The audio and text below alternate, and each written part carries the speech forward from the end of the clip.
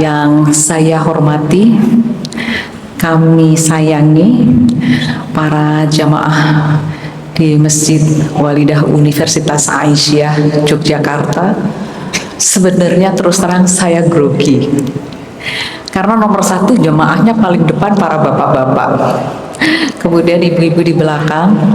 Tapi karena saya merasa ingin menyampaikan sesuatu, maka puji syukur kehadirat Allah Subhanahu wa Ta'ala, karena kita di hari ini diberi kesempatan untuk bersama-sama kemudian melihat, atau sebetulnya bukanlah belajar, tetapi bagaimana seorang expert di mimbar masjid bisa menyampaikan sesuatu yang sesungguhnya sangat dekat dengan kehidupan kita sebagai manusia dalam konteks hablum minanas, dan bagaimana kita berhablum minallah, karena di sanalah sesungguhnya kita dulu semua berasal. Jadi tadi sudah disampaikan, jadi saya nggak perlu sampaikan siapa saya. Dari gelarnya sudah tahu kalau saya seorang dokter spesialis obstetri dan ginekologi. Jadi saya ingin sharing dengan Bapak Ibu semua tentang bagaimana kita bisa menemukan kebesaran Allah melalui apa yang kita sebut dalam bahasa yang paling mudah untuk dipahami sebagai tadabur di balik rahim. Saya tidak perlu klik-klik, sudah langsung jalan sendiri nggak ya? Nggak tahu ya, sudah slide-nya sudah ganti dari satu sel menjadi manusia, sudah ya. Nah, jadi sesungguhnya Bapak dan Ibu hadirin dan hadirat yang saya hormati, sebagai manusia kita itu berasal dari satu sel, ya. Hasil pertemuan dari sperma bapaknya dan sperma ibunya, ya. Dan subhanallahnya 50% kromosom yang bersemayam di tubuh kita itu berasal dari ibunya, 50% kromosom berasal dari tubuh ayahnya, dari sel ayahnya. Sehingga dalam tadabur mengenal siapa kita, sesungguhnya makhluk manusia adalah makhluk yang paling sempurna, karena kita diciptakan 50% dan 50%, ya. Tidak ada yang jomplang 70% sperma bapaknya, DNA bapaknya, 30% DNA dari ibunya. Itu untuk menunjukkan bahwa manusia akan berawal dari satu sel mikroskopik yang disebut dengan zigot, ya. Nah, kemudian dia bertumbuh terus-menerus sehingga sesungguhnya Bapak dan Ibu, tubuh kita ini terdiri dari 37 triliun sel tubuh manusia, ya.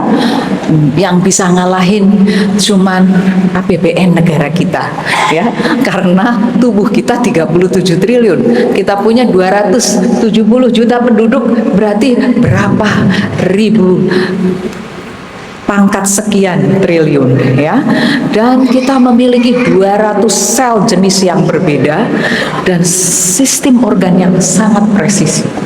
Kadang saya terdiam dan ingin menangis karena kebetulan sebagai dokter kandungan saya bekerja di klinik bayi tabung, ya. Bagaimana cara meramu telur dengan sperma supaya mereka bertemu dan kemudian menjadi calon manusia hari kelima, ya.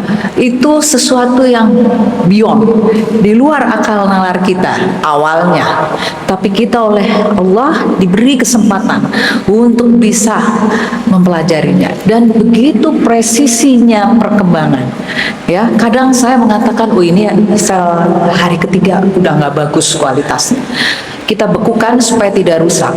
Subhanallah, bulan depannya kita lelehkan, ternyata sudah bertumbuh menjadi sel yang sempurna. Siapa yang mengerjakan? Tentu bukan saya, ya, karena dibekukan di minus 1000 derajat, mana ada perkembangan manusia, betul ya?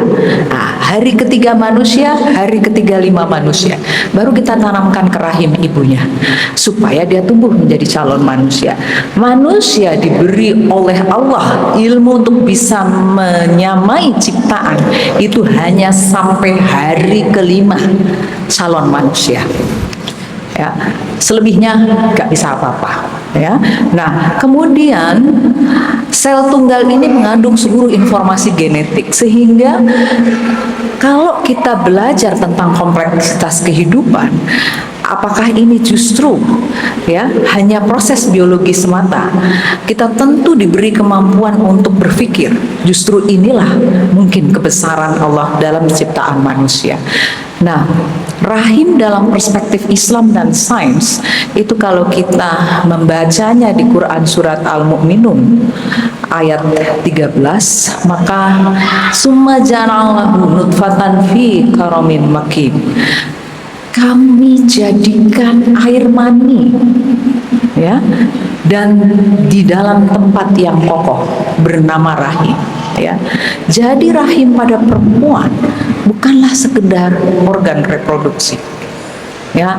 Saya kalau mengajar di depan kelas, mengapa kita harus menciptakan generasi, ya, itu yang kecil-kecil putri, ya, yang kakung-kakung kecil gitu. Kok nggak nyebut kakung-kakung besar sudah nggak usah, ya toh. Yang kakung-kakung kecil, yang putri-putri kecil, kenapa harus kita ciptakan menjadi manusia yang berkualitas, kesehatannya baik, pendidikannya baik, supaya kelak mereka menjadi generasi yang kokoh sejak mereka nanti memiliki kemampuan untuk bereproduksi. Jadi adalah rahim lingkungan biologis yang sangat presisi. Kadang saya merasa bahwa betapa kecilnya ilmu kita dibandingkan dengan kebesaran Allah. Karena di dalam rahim begitu ditempelkan, maka sistem itu akan bekerja dengan sangat sempurnanya. Tidak bisa terpikirkan oleh saya dan mungkin oleh Bapak dan Ibu bagaimana bertumbuhnya sel, lalu bisa menghidupkan anak manusia hingga beratnya 2.500, 3.000 gram, 4.000 gram, bahkan saya pernah melahirkan 6,5 kilo, ya. Habis itu operasi sesar 4 hari tangan saya sengkleh karena mengeluarkan bayi 6,5 kilo. Nah, artinya apa? Betapa Allah mencukupkan seorang anak manusia berada di dalam rahim ibunya. Nah, kalau kita bicara tentang tadabbur, mestinya kita belajar suatu fenomena. Karena begini, rahim normal itu ukurannya hanya 7-8 cm. Bisa dibayangkan Bapak dan Ibu, mungkin satu telur angsa begitu ya, itu sekitar segitu ukurannya. Tapi waktu hamil membesar 500 kali. Ya, dan dia bisa menopang kehidupannya. Bahkan saking elastisnya rahim, bisa diisi 2, bisa diisi 3, ya. Tapi jangan membayangkan telembungan, ya, toh, telembungan balon, ya. Pada satu titik manusia kemampuan rahimnya pasti tidak bisa maksimal, ya. Sehingga memang hamil yang lebih dari 1 itu sesungguhnya sesuatu yang menunjukkan betapa elastisitas di dalam rahim ibu itu luar biasa.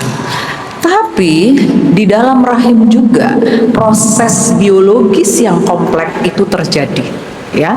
Kenapa? Karena begitu dia nempel di dalam rahim ibunya, maka seluruh sistem kekebalan tubuh ibu diturunkan. Jadi manusia di dalam rahim ibu itu benda asing, Bapak dan Ibu. Ya, karena manusia sesungguhnya diciptakan dengan organ yang presisi itu untuk dirinya, tidak untuk dibagi.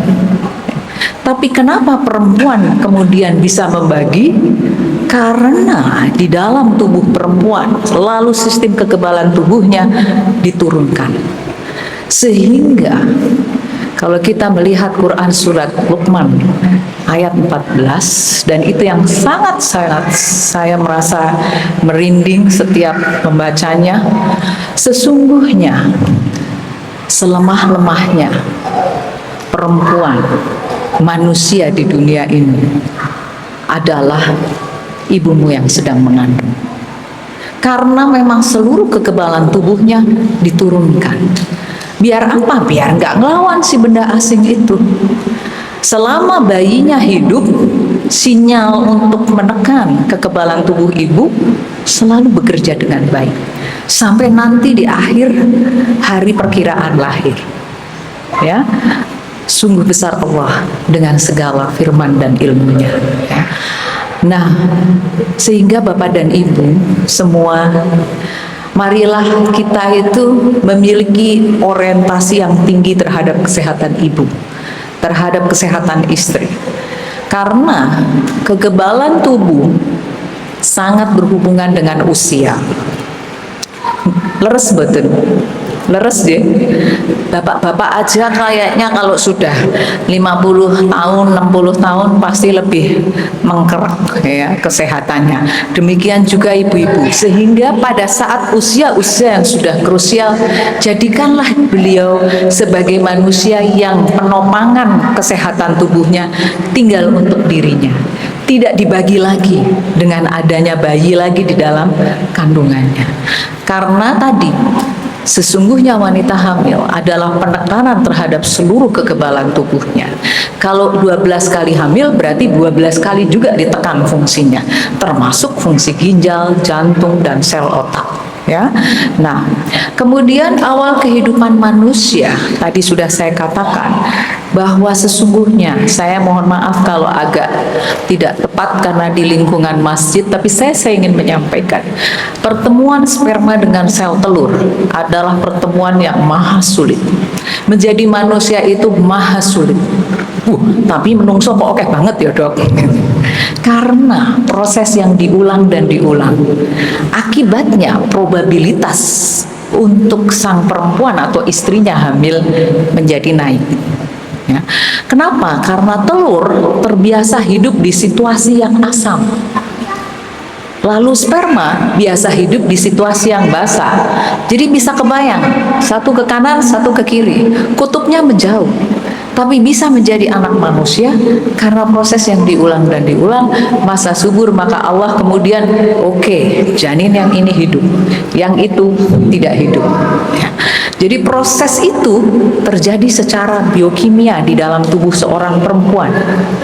Jadi kalau hamilnya 4 kali, mungkin dia sudah berproses 20 kali di dalam rahimnya, di dalam organ reproduksinya, ya. Nah, dari satu sel ini menunjukkan ketelitian dan keteraturan dalam penciptaan manusia. Makanya saya kalau menyampaikan kepada para pasien, ibu dan bapak, proses ini adalah ikhtiar terbaik. Tetapi yang bisa menjadikan ini adalah nanti janin yang bisa tumbuh dengan baik, kita kembalikan kepada Allah. Karena center untuk program bayi tabung misalnya terbaik di dunia, mereka mengatakan bahwa semua cara mereka sudah punya, termasuk donor sel telur, donor sperma, keberhasilannya tidak ada yang lebih dari 60%. Pegang omongan saya, tidak, saya sudah belajar kemana-mana, gak ada yang lebih dari 60%. 60% itu bawa pulang bayi ya, dia beli, istrinya hamil, bayinya lahir. Jadi apa kesimpulan kita? Proses penciptaan manusia diturunkan oleh Allah kepada manusia itu hanya sampai separuhnya. Kadang ada yang 40, ada yang 50% keberhasilannya, 60 tapi pakai pinjem-pinjeman. Itu kan kalau dalam Islam nggak masuk di akal. Nah, tapi kan karena mereka bukan negara Islam atau banyak muslimnya, jadi ya mereka punya peraturan, tentu mereka berhak untuk melakukan itu. Tapi di Indonesia tentu kita melarang itu, ya. Bahkan di Indonesia sudah dikeluarkan peraturan oleh Kementerian Kesehatan, telur dan spermanya harus dari pasangan suami istri yang sah. Sah itu menikah. di agama dan di pengadilan agama, ya. Nggak bisa kalau nikahnya siri, sudah ada peraturannya. Jadi bapak dan ibu, terutama bapak ini kalau masih ingin, ingat hati-hati bisa kejeglong karena peraturan, ya. Nah, tahap awal perkembangan manusia dimulai dari proses yang terus menerus sampai menjadi manusia yang, jadi kalau saya ambil 4 sel kemudian morula, ya, itu kita selalu mengatakan itulah embrio tercantik, ya, yang seperti di gambar 1, 2, 3, 4, yang keempat itu adalah embrio tercantik yang proses penciptaannya dilakukan dan berprosesnya di dalam saluran telur atau namanya tuba falopii. Sampai secantik itu, hari kelima, keenam, sesungguhnya sudah melayang-layang di dalam rahim ibunya dan tinggal tunggu sinyal. Jadi kalau kita membayangkan embrio nempel di rahim ibu, bayangkanlah bapak dan ibu seperti melihat sinyal dari traffic air untuk menurunkan pendaratan pesawat. Jadi betul-betul dikasih aba-aba, jangan turunkan sekian, ya, gitu kan ya. Kalau pilot dikasih komando, interaksi itu kenapa bisa terjadi? Janinnya hidup, rahim ibunya bagus, ya. Disitulah sampai hari ini manusia sulit sekali mengintervensi. Meskipun kita menggunakan obat yang sangat bagus, harganya puluhan juta, masih sulit untuk pendaratan dan berkembang di sana. Itu masih kita sulit, ya, padahal kita udah upayakan semaksimal mungkin. Tapi sekali lagi itulah yang disebut dengan ilmu penciptaan manusia, ya. Nah, kemudian berikutnya tahapannya adalah kalau kita belajar dari Quran surat Al-Mu'minun ayat 12 sampai 14, maka nutfah itu menjadi alaqah. Lalu alaqah itu kita jadikan mudghah. Ada yang mengatakan bahwa nutfah itu berarti berasal dari sumber makanan, dari sesuatu yang ibu dan bapak makan. Ya, kemudian terjadilah perlekatan, kemudian terjadilah mudghah, dan kemudian terjadilah embrio. Saya pernah ditanya oleh Bu Ais, ya, salah satu pimpinan pusat Aisyah, kenapa Bu Upi ada sebuah cerita yang mengatakan 3 bulan pertama kegelapan, 3 bulan kedua kegelapan, 3 bulan 3 kegelapan dalam 9 bulan kehamilan seorang perempuan. Saya katakan bahwa kelainan kemampuan hidup janin itu memang dibagi atas 3 trimester. Trimester 1 lewat trimester 2. Gimana ibu kasih nutrisi, bagaimana perkembangan sel, sangat dipengaruhi oleh kualitas trimester 1, kualitas trimester kedua, karena di trimester 2 juga bisa terjadi kegagalan. Lalu terakhir di trimester 3. Jadi itulah yang kita sebut sebagai kegelapan. Tetapi ilmu Allah yang diturunkan kepada manusia, dalam hal ini tentu kepada para dokter yang berkecimpung di bidangnya, maka kamilah yang harus bisa melakukan pencerahan. Oke, saya udah dikasih tanda. Jadi keajaiban, ya, tinggal 2 slide lagi. Nah, keajaiban sistem kehidupan di dalam rahim tadi, ada ari-ari, ada amnion, cairan ketuban, dan ada asupan oksigen dan nutrisi. Kalau melihat gambarnya udah jelas, ada di sekeliling bapak dan ibu, berikanlah nutrisi terbaik kepada para ibu-ibu. Sekarang bahkan ilmunya sudah ditarik sebagai prekonsepsi. Jadi seperti adik-adik masih kecil-kecil itu, berikan gizinya yang cukup. Bapak dan ibu jangan berkira bahwa gizi baik milik anak perempuan, gizi baik juga untuk para laki-lakinya, ya. Nah, kemudian jadi tadabbur penciptaan manusia seperti dalam Quran surat At-Tariq ayat 5, "Falyanduril insanu mimma khuliq", maka hendaklah manusia memperhatikan dari apa yang dia ciptakan, supaya manusia merasa bahwa di balik setiap tahap perkembangan di dalam rahim terhadap keteraturan biologis yang sangat baik, dan sesungguhnya Inilah cara kita mempelajari keteraturan itu. Ada ilmu presisi yang diberikan oleh Allah dan kemudian pelajaran proses penciptaan manusia. Dan mungkin ini di slide yang terakhir, sains dan wahyu mengajak kita bertadabur. Sains itu adalah tentang bagaimana embriologi penciptaan modern, tadabur adalah kebesaran Allah sehingga kita bisa memahami proses embriologi dan proses biologis dengan baik. Sementara Al-Quran sejak lama mengajak manusia untuk memperhatikan proses penciptaannya. Ilmu pengetahuan tidak bertentangan dengan iman, tetapi justru membuka ruang tadabur terhadap kebesaran Allah. Jadi proses ini akan semakin memahamkan proses penciptaan manusia dan semakin ia menyadari kebesaran Allah dalam kehidupannya. Sehingga Bapak dan Ibu selalulah, meskipun kita sudah di usia ini, jangan lupa untuk selalu mendoakan kedua orang tua kita. Meskipun mereka sudah meninggal atau bahkan mereka masih hidup, marilah kita kembalikan untuk salah satunya mensyukuri tadabur ini dengan berucap terima kasih kepada kedua orang tua kita. Tanpa mereka kita tidak mungkin hidup di dunia, tanpa mereka kita tidak mungkin berprestasi di dunia ini. Terima kasih. Nasru minallah wa fathun qarib wa basyiril mu'minin. Wassalamualaikum warahmatullahi wabarakatuh.